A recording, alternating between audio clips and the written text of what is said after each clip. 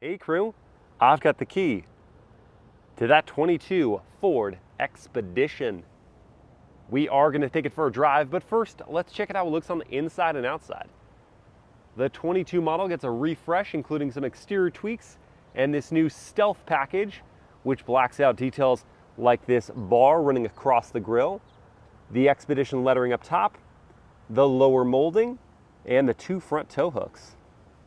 Limited trims get these LED fog lights. All Expeditions have this functional pass-through at the corners. And these new C or clamp design DRLs. The limited trim gets these LED projector headlights. This one is painted in blue tint coat with some metallic flake. It's like a blue-gray color.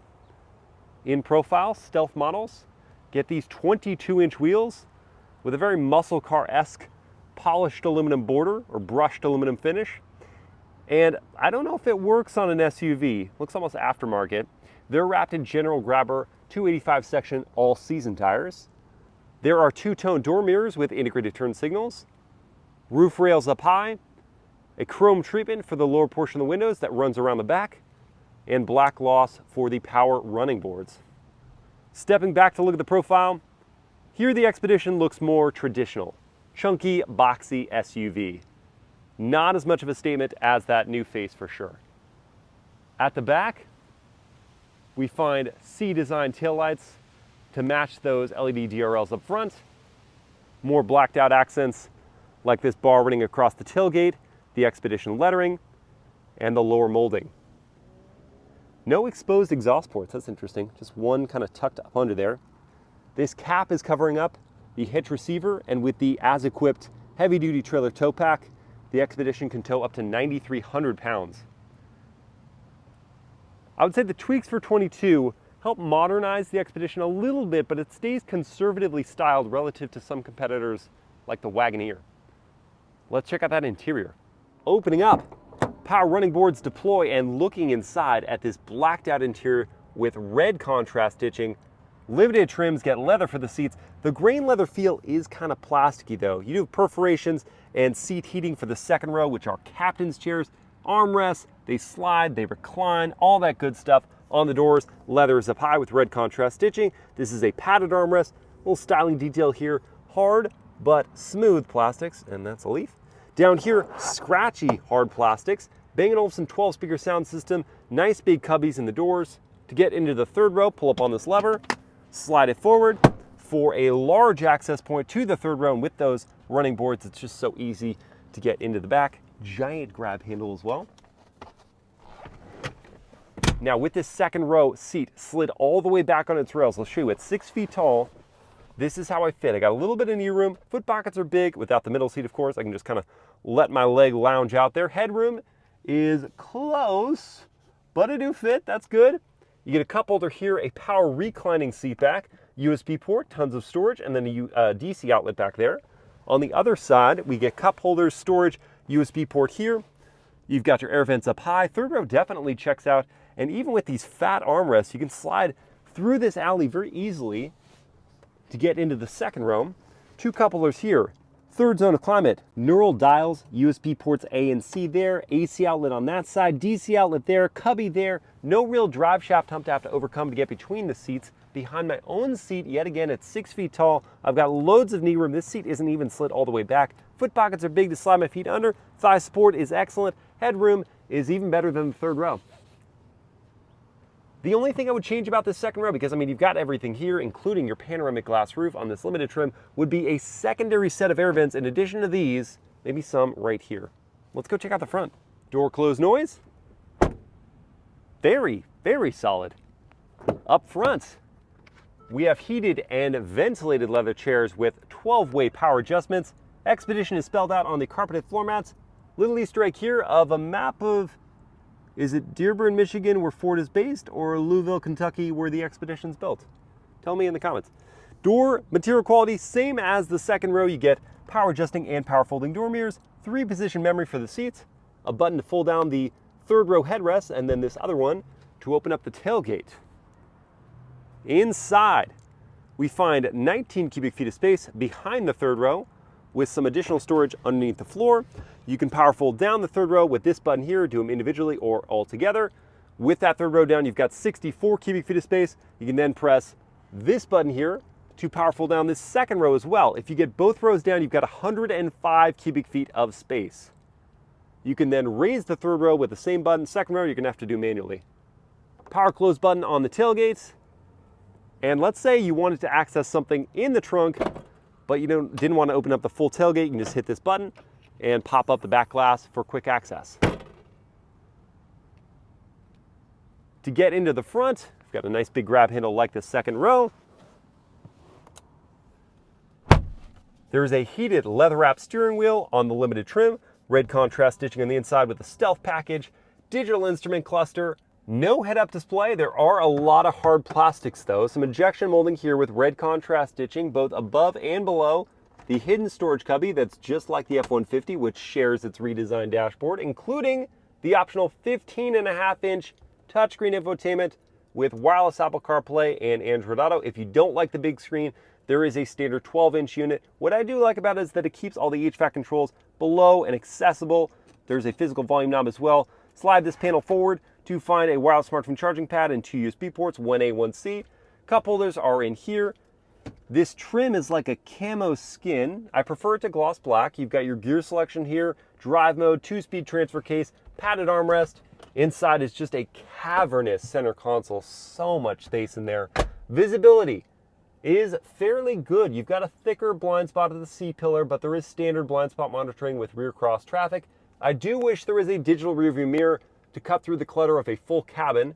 The materials in here, we've got some cost cutting on the lower portions of the door, and the leather doesn't feel that supple, but the tech and space are really good. Let's take the new Expedition out for a drive now.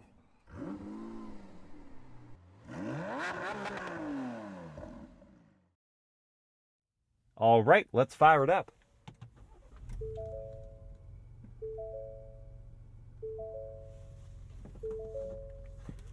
I do enjoy those chimes. Very pleasant. We're going to begin in the normal drive mode. Now, what's interesting about the selection of your drive mode is that you'd think clicking left would go left to drive mode, but in fact, clicking left goes right. That took my brain a second to process, but now I'm used to it. Into reverse we go with another dial, and that brings up a high resolution backup camera shown up here on the screen, and then you've got your bird's eye view below. We have trajectory lines as well, and when you go into drive, if you bring up the camera system, it shows a front camera view. Parking sensors, they're here as well. Into drive. We'll begin with a turning radius test, and I'm going to give myself a wide margin here, but as I'm about to show, I won't need it because the turning radius on this Expedition is fantastic. Possibly the best of any full-size body-on-frame 3-row I've ever driven. And that matters for maneuverability day in, day out. Turning radius, that's huge. Let's listen to the turn signal sound. Very pleasant. I like the turn signal sound. And the horn test, the world famous. It's a good horn. Powerful. Now let's talk powertrain. 3.5-liter twin turbocharged V6. As standard in the Expedition, that makes 375 horsepower. But the Stealth Edition, like the Timberline Edition, cranks that up to 440 horsepower and 510 pound-feet of torque. Those are segment-leading numbers, and they tie the output for the Lincoln Navigator. A lot of power delivered through a 10-speed automatic gearbox to either the rear wheels or all 4 wheels. We do have a 2-speed transfer case in this Expedition here.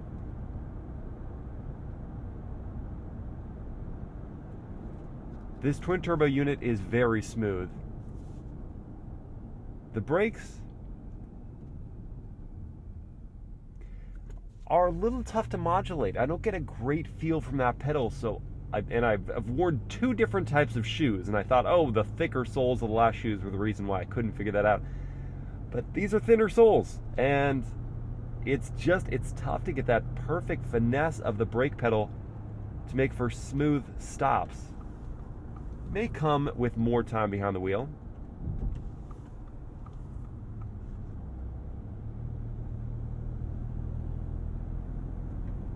But yes, that twin turbo V6 is very smooth in the power delivery. Throttle tip-in is progressive. Over some of these bumps here.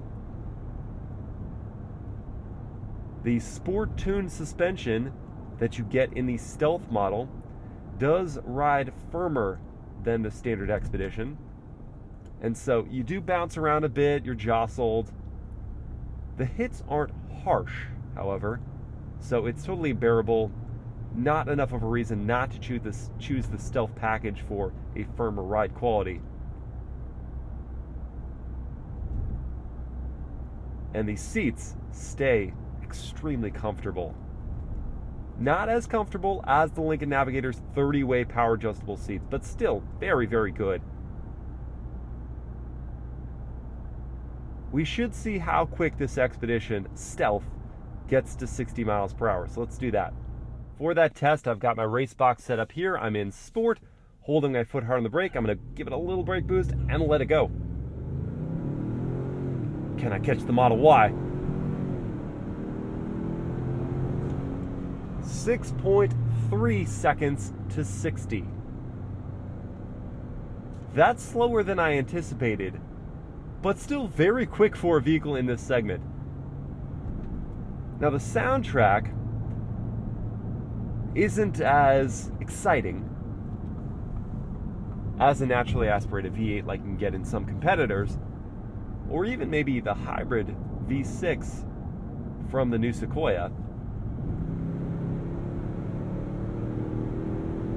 But it's not a bad note. It's not the enthusiast soundtrack.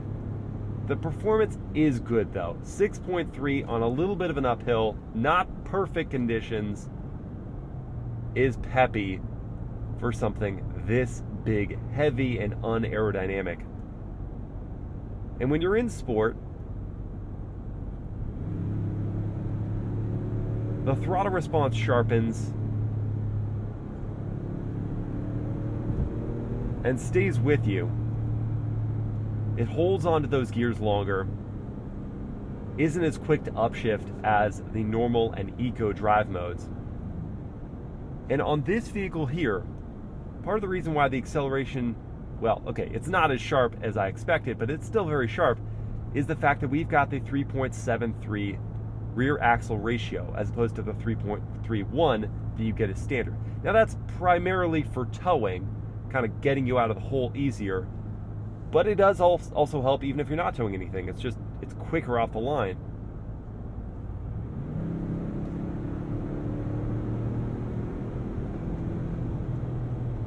This thing's speedy. It is. The mid-range power is strong. It's not Model Y EV instant power strong, but it's strong. And if you take it out of Sport, go to Eco, then you're cruising. It'll upshift for you, get you to that 10th gear, so you can optimize the fuel economy, which is pretty decent for a 4x4. 16 city, 21 highway, and 18 combined. If you go with the rear drive version of the Expedition, then you're looking at 19 combined. It's a little better. Let's do a braking test now from 60.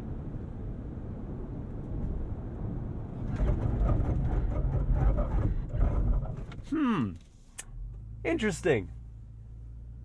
There was a lot going on there. I liked the stopping distance, but the feel of the pedal and the hopping that happened of the truck was bizarre. The pedal didn't give up, but it came and went on my foot as I pressed hard on it. Indeed, the stopping distance is the most important thing, and I feel like that stopping distance was great. Next up is a handling test. What is the Expedition Stealth bringing to the big SUV dance party? On those brakes, chucking it in.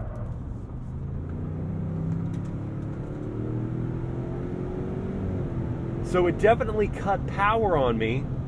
I wasn't able to get on power as early as I would like through the corner. But two very good things happened there. First, the body did not roll nearly as much as all the other big SUVs I've tested. It stayed very flat, and that's the byproduct of that sport tuned suspension. So yeah, you get a firmer ride, but you also have a better handling SUV. And I also enjoyed the steering. I kind of knew what was going on with the tires there. So if I was to do that again, I may turn off traction control so it doesn't cut power, and love everything else about how the Expedition gets around a curve. You do have manual mode for the transmission that we can play with here. So hit the M button and then press the plus and minus buttons here. Yes, this is really for like towing applications or some off-roading apps. I know this is mostly a joke, especially for how long it takes you to get down to the right gear. Now I'm finally in third.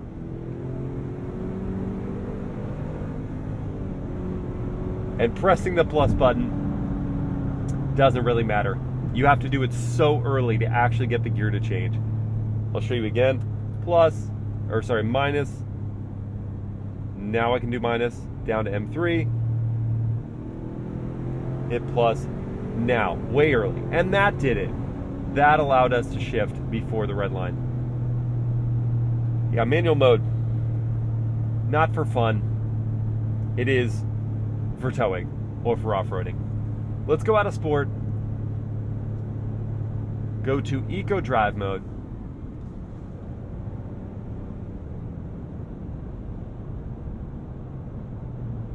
Listen to the ambient volume at highway speeds.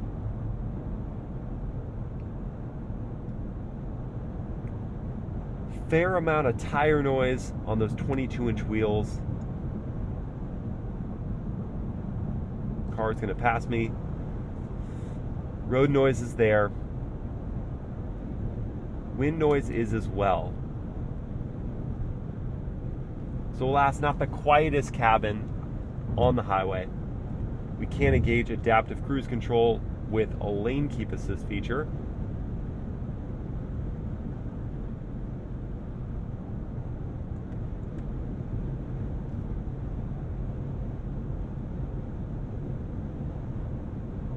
Now this is not the full Blue Cruise system that you can equip to the 22 Expedition, just like the 22 Navigator.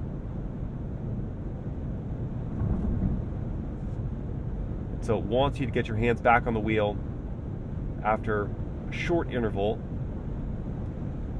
The system that we do have works fairly well. I found that in my night drive, it couldn't pick up on the lane markings that well, so occasionally it would kind of drift over. This is really just a system that you're supposed to have your hands on the wheel. It's just going to ease your longer travel, either a commute or a road trip. And for those purposes, works just fine.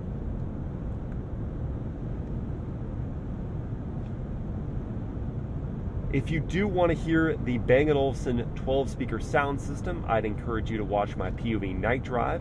I do a good demonstration of that. And it is a really solid system despite just being 12 speakers. You can also see the headlight performance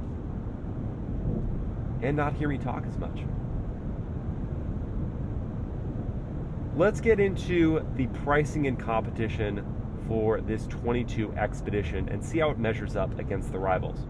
We'll start with the price tag for the 22 Expedition. You can get in the door for about $55,000. If you want the one as tested with the Stealth and the limited and the 3.73 rear axle ratio and the blue paint job and all that, it's $76,700. Sounds expensive, but let's wait to judge it till we talk about the competition.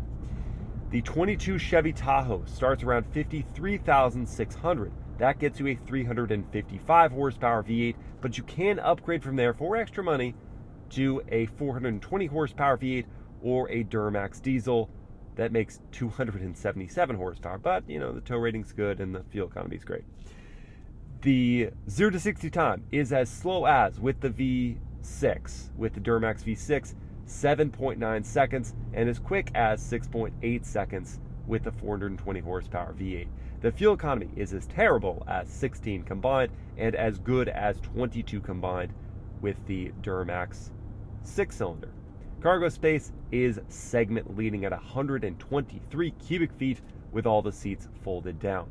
Next up in my sampling, not exhaustive, just sampling of mainstream body-on-frame 3-row SUVs would be the Jeep Wagoneer. That one is the most expensive in the segment at $61,000 to start. It makes 392 horsepower. It gets to 60 in 6.7 seconds, and the fuel economy is 17 combined.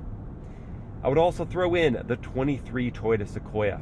That one makes 437 horsepower, very close to the 440 in this.